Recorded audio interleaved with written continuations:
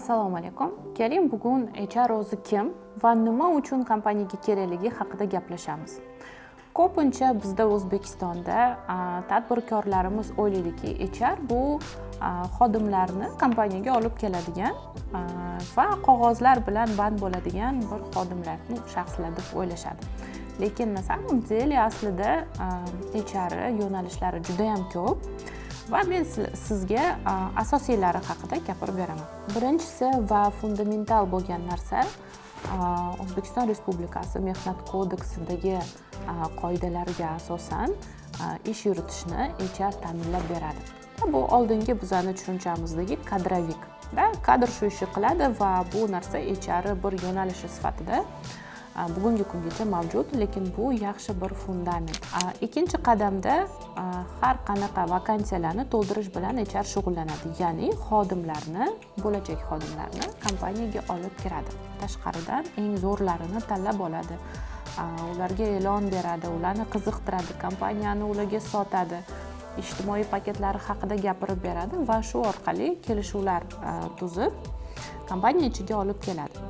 Undan keyingi qadamda biz aytamiz adaptatsiya jarayoni, ya'ni yangi xodimni ishga, yangi jamoaga, rahbarga, yangi lavozimga moslashtirish jarayoni bilan HR shug'ullanadi.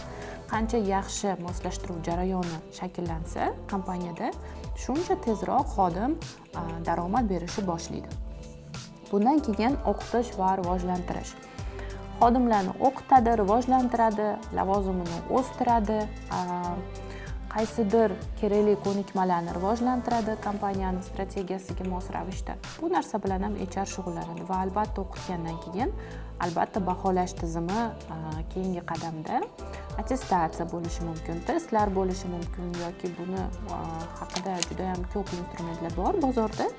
Har xil instrumentlar orqali HR yana xodimlarni baholaydi. Keyingi qadamda bu kompaniyadagi tartib-intizom. Har qanaqa kompaniyani o'zini ichki siyosatiga oid hujjatlar ishlab chiqiladi va albatta bular ham amalga oshirilishi kerak. Bularga xodimlar amal qilishligi uchun HR o'z tizimida bu funksiyani ham qamrab oladi va jarimalash tizimini ham ishlab chiqib qo'yadi.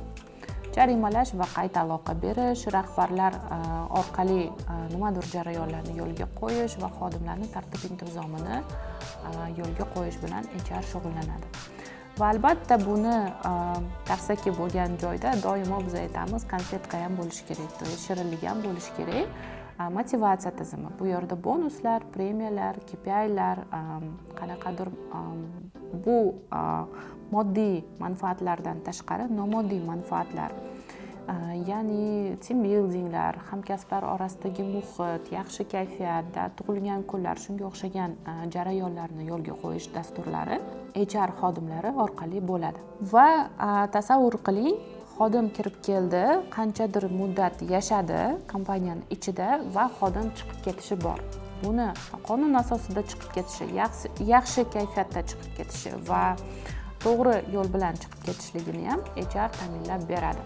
Kimlar o'zi ketishi kerak yoki o'zini xohishiga ko'ra kimlar ketayotgan bo'lsa, kimlarni ushlab qolishligimiz mumkin yoki nima sabablardan qancha xodim kompaniyani tark etyapti.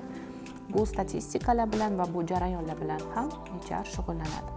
Qisqa qilib aytganda, xuddi yigitlar qizlarga uzuk berib, katta hayotga qadam qo'yishni taklif qilgani kabi, HR ham bo'lajak xodimlarga kompaniya bilan birga yashashlikni taklif qiladi va shu katta bir hayotga olib kiradi.